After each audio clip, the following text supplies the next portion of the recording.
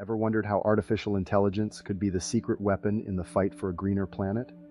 Well, buckle up because today we're diving into the world of AI and sustainability.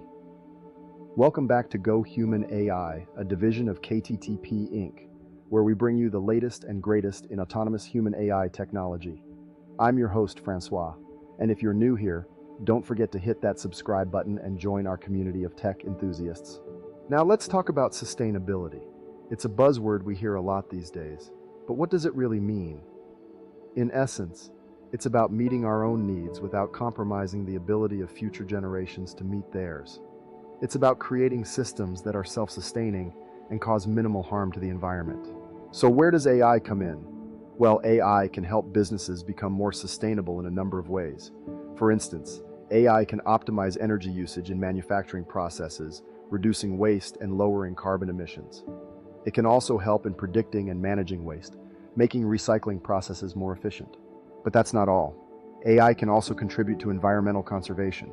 For example, AI can be used to monitor wildlife populations and track changes in the environment, helping conservationists to protect endangered species and ecosystems.